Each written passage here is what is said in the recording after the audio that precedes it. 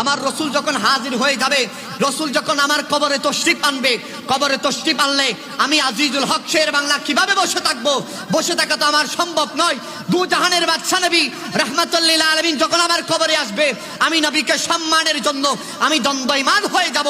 সেজন্য তোমরা আমার কবরটা এমন ভাবে করে দিবা, আমি আজিজুল হক শের বাংলা যেন কবর থেকে যেন আমি দাঁড়াতে পারি, এরকম উঁচা করে আমার কবরটা তোমরা করে দেবা। চলে বলেন সুবহানাল্লাহ।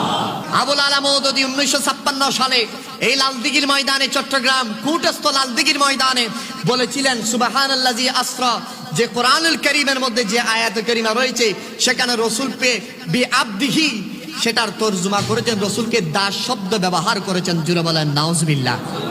রসুলের শানে কটূক্তি করেছেন। রসুলকে ইয়া নবী সালাম আলাইকা সালাম দেওয়া যাবে না, রসুলকে গায়েব কি খবর দেনেওয়ালা বলা যাবে না, আল্লাহর ওলিদের উরুস ফাতিয়া করা যাবে না।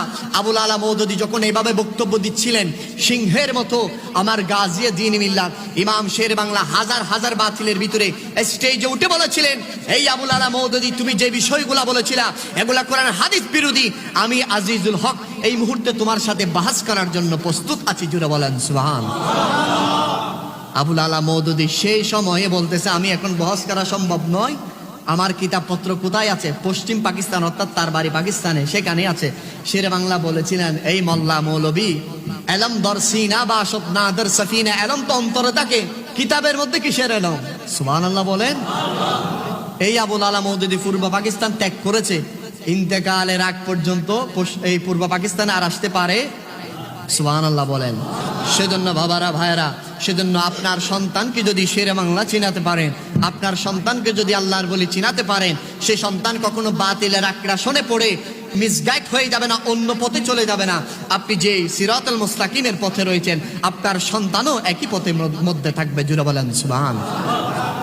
সেজন্য ভাইরা আমার, গাজিয়ে দ্বীন মিল্লাত ইমাম শের বাংলা রাহমাতুল্লাহ আলাইহি কেমন আশিক রাসূল ছিলেন। পটিয়ার হযরতে শাহ ইয়াসিন আউলিয়ার মাজারের উরুস শরীফ হয়ে যাচ্ছে, আশিক ভক্তরা শের বাংলা হুজুরকে দাওয়াত দিলেন। দাওয়াত দেওয়ার পরে শের বাংলা হুজুর গেলেন। যাওয়ার পরে মাহফিল কমিটির মধ্যে যারা ছিলেন তিনারা শের বাংলা হুজুরকে, হুজুর ওয়াজ শুরু করে দেন। শের বাংলা হুজুর বললেন, মাইক কোথায়? এইভাবে হাজার হাজার জনতার সামনে কিভাবে ওয়াজ করা যাবে, মাইক নিয়ে আসেন। ওই ইয়াসিন শাহ আউলিয়ার যারা ওলাদ ছিলেন, যারা মাহফিল কমিটি ছিলেন, হুজুর আজ দীর্ঘদিন পর্যন্ত এই মাহফিল যতদিন পর্যন্ত উরুস হয়, যতদিন পর্যন্ত ইয়াসিন আউলিয়ার উরুস হয়, হুজুর এখানের মধ্যে মাইক বাজানো যায় না। যদিও মাইক বাজানো হয়, মাইকের আয়োজন যদি করা হয়, হুজুর যখন ওয়াজ করবেন সঙ্গে সঙ্গে মাইকটা নষ্ট হয়ে যায়। সুবহানাল্লাহ। মাইকটা কি হয়ে যায়? নষ্ট হয়ে যায়। হুজুর শেরে বাংলা বলে, এটা তো আশ্চর্যজনক কথা, দাঁড়াও তোমরা মাজারের গেটটা খুলে দাও, আমাকে ভিতরে ঢুকিয়ে দাও, তোমরা দরজা বন্ধ করে দাও। সুবহানাল্লাহ বলেন।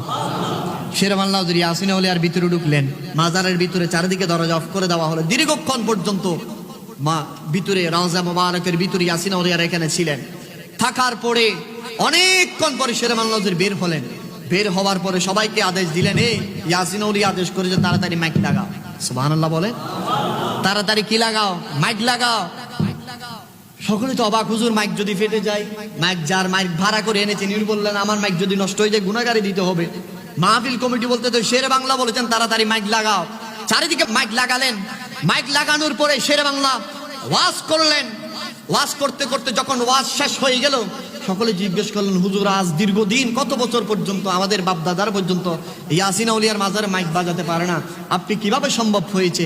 আমার শেরে বাংলা বলেন, এটা সম্ভব ছিল না। আমি যখন রওজায়ে মুবারকের মধ্যে ঢুকলাম, ঢোকার পর ওনাকে সালাম দিলাম, ওনার সাথে মুসাফা হলো।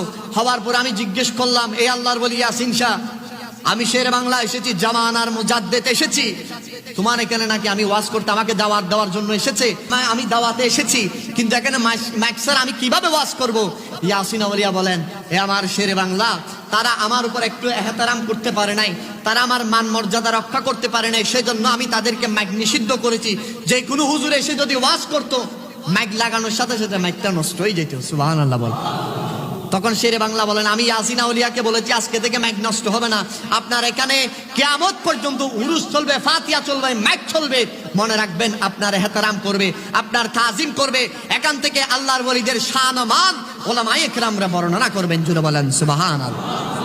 তিনি হচ্ছেন শেরে বাংলা, জুড়ে বলেন সুবহানাল্লাহ। যেদিন শেরে বাংলা দুনিয়া থেকে 12 রজব বিদায় নিলেন, সুন্নি জনতার সুখের সাগরে ভাসছে।